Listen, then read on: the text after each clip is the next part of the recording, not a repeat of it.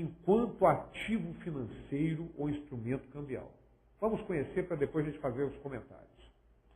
O ICMS não incidirá sobre o ouro, a linha C, o ouro, nas hipóteses do artigo 153, parágrafo 5º da Constituição.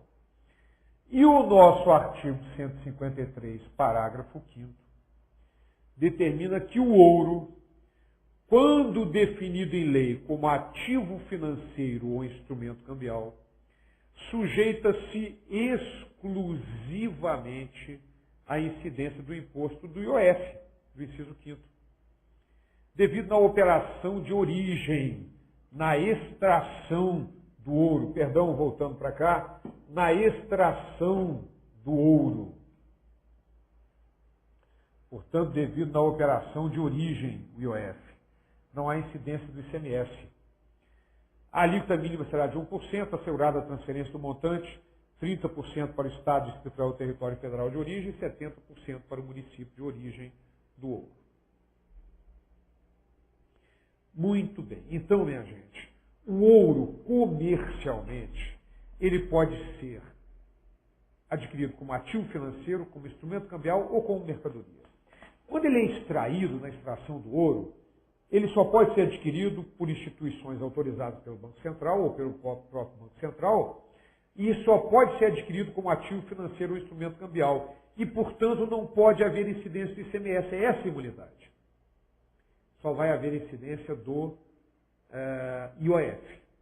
Agora, vamos imaginar que essa instituição que adquiriu o ouro como ativo financeiro ou instrumento cambial em Serra Pelada, no Pará, foi vender aqui no Rio para um joalheiro, um ourives, para produzir uma joia. Aí o ouro passa a ser mercadoria e passa a incidir o ICMS. Só que, curiosamente, nós vamos estudar isso, ou estudarmos a Lei Complementar 87, mas nós já vamos dando algumas pinceladas. O ICMS, embora tenha sido transformado em mercadoria aqui no Rio de Janeiro, o ICMS é devido para o estado da onde o ouro tenha sido extraído. Por isso mesmo a barra de ouro tem que ter identificação da onde veio, da origem do ouro, para que possa ser recolhido o ICMS para o estado da onde ele tenha sido extraído. Certo? Então, esta é a imunidade do ouro enquanto ativo financeiro ou instrumento cambial. Porque a hora que a instituição que adquiriu o ouro como ativo financeiro ou instrumento cambial vender como mercadoria, passa a incidir o ICMS. Certo? E nós temos uma última imunidade. Havia um lobby muito forte no Congresso Nacional no sentido de excluir da incidência do ICMS os serviços de comunicação de recepção livre e gratuita, como canais abertos, Globo, SBT, Record e outros mais. Rádio, todas as rádios, de recepção livre e gratuita. Havia um lobby muito forte, mas não havia muito sucesso desse lobby em nível de Constituição. Houve sim na Lei Complementar 87, de 96, que já excluía do ICMS o serviço de recepção livre e gratuita. Mas, com a emenda constitucional 42, criou-se uma imunidade. Uma vedação, agora sim, constitucional, foi o lobby conseguiu, o lobby das empresas prestadoras de serviços de comunicação de recepção livre e gratuita, conseguiram essa aprovação no Congresso Nacional. Imaginem o ICMS incidente sobre o valor das propagandas, que a Globo recebe, o volume de dinheiro que é.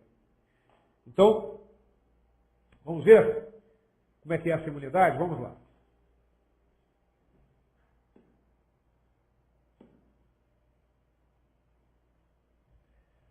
O ICMS não incidirá nas prestações de serviço de comunicação, nas modalidades de radiodifusão sonora e de sons e imagens, de recepção livre e gratuita.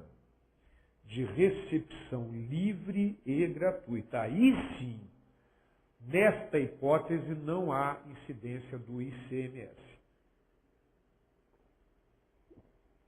É, na verdade, uma imunidade que nós vamos ver que o legislador, na legislação que vamos estudar, da Lei Complementar 87, da Lei 2657 e do Regulamento do Rio, chamam de não incidência. Mas é uma vedação constitucional, portanto, no serviço de recepção livre e gratuita. Muito bem, minha gente. Então, são 4 imunidades relativas ao ICMS, todas no inciso 10 do artigo 155, parágrafo 2º. A exportação, as operações que destinem petróleo, combustíveis, lubrificantes, derivados de energia elétrica para outro Estado, salvo se o destinatário final for consumidor, porque é devido o imposto para o Estado destinatário, que é o ICMS monofásico, sobre o ouro enquanto ativo financeiro ou instrumento cambial, e sobre o serviço de comunicação de recepção livre e gratuita. Certo? Muito bem. Então, estas são as imunidades relativas ao ICMS. Bom, o inciso 11, que nós vamos conhecer agora, esse inciso 11, ele trata de um aspecto importante. A circulação da mercadoria, a saída do produto da indústria, é faturador de 2 impostos, do ICMS e do IPI. Porque o faturador do IPI não é a industrialização do produto. Não, absolutamente. O faturador do ICMS não é a industrialização do produto. O faturador do ICMS não é a venda do produto. O faturador do IPI também não é a industrialização, não é a venda. O faturador de ambos é a circulação da mercadoria. Então, tem lá no pátio de uma indústria automobilística 350 carros industrializados, acabados, completos, vendidos, mas não deram saída ainda, não houve faturador de nenhum dos 2 impostos, nem do IPI, nem do ICMS. Agora, circulou mercadoria é faturador dos 2 impostos. Aí você vai dizer assim, boa, mas isso é uma bitributação, é lógico que é. E a bitributação é autorizada no Brasil, não tem problema nenhum. Isso é um erro muito grande, as pessoas acharem que não cabe bitributação no Brasil, cabe a toda hora, bitributação, bis in idem. Na verdade, vamos fazer aqui um adendo no tributário, mas é importante essa colocação aqui, só existem 3 situações nas quais não cabe bitributação. O artigo 145, parágrafo 2º, que determina que as taxas não podem ter base de cálculo próprio de impostos. O artigo 145, inciso 154, inciso 1º, que é a competência para a instituição de novos impostos, que não podem ter faturador e base de cálculo dos impostos já existentes. E o artigo 195, parágrafo 4º, contribuições sociais residuais, criação de outras contribuições sociais, além daquelas já previstas no artigo 195, que não podem ter faturador e base de cálculo dessas contribuições já existentes. Então, observe que são apenas essas 3 situações da taxa dos impostos residuais e das contribuições residuais, nas quais não cabe bitributação nem bis in idem. O resto cabe à vontade. Então, circulou mercadoria faturador dos 2 impostos, tanto do ICMS quanto do IPI. Legal. Mas, como é que é isso? Será que o ICMS incide sobre o valor do IPI? O IPI incide sobre o valor do ICMS? Como é que é essa conversa? É isso que nós vamos estudar agora no inciso 11 do artigo 155, parágrafo 2º. Vamos lá?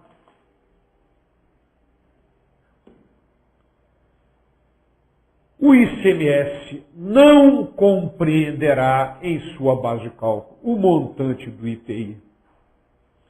Quando a operação realizada, eu vou chamar a atenção para esse detalhe, entre contribuintes e relativo ao produto destinado à comercialização ou industrialização, configure faturador dos 2 impostos. Olha aí, ó, mesmo a Constituição que nunca trata de faturador, estabelece que é faturador dos 2 impostos. Né? Constitucionaliza a bitributação. Muito bem. Então, minha gente, como é que fica essa situação? Vamos analisar aqui.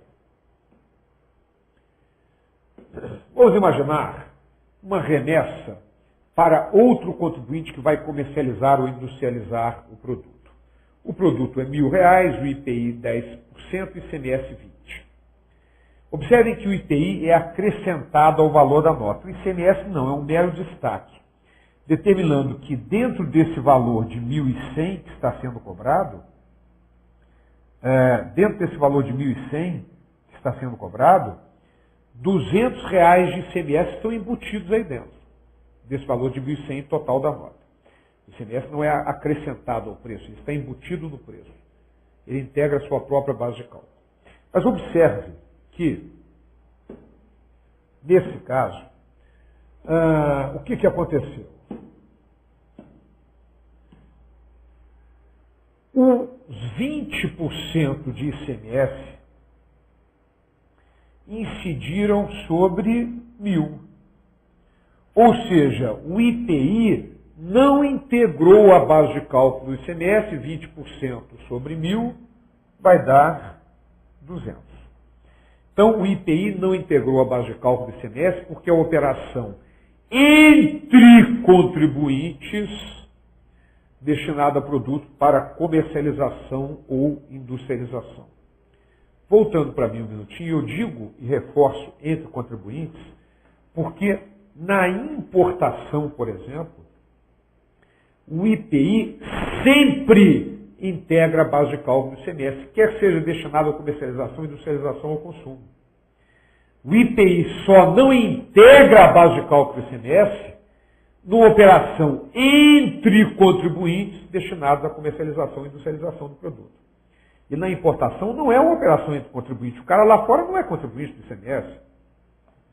Certo? Então, voltando para a nossa tela, só nessa hipótese que vocês estão enxergando aqui é que é que o IPI não integra a base de cálculo do ICMS.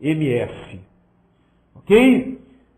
Só nessa hipótese, uma operação entre contribuintes destinada à comercialização ou industrialização. E, portanto, nesta outra situação, na qual há uma remessa para consumidor final, os 20% do ICMS incidirão sobre o valor de 1.100. Portanto, o destaque do ICMS será de 220. Dentro desses 1.100 estão embutidos R$220 de ICMS. Então, volto a insistir. O IPI só não integra a base de cálculo do ICMS em operações entre contribuintes destinados à comercialização ou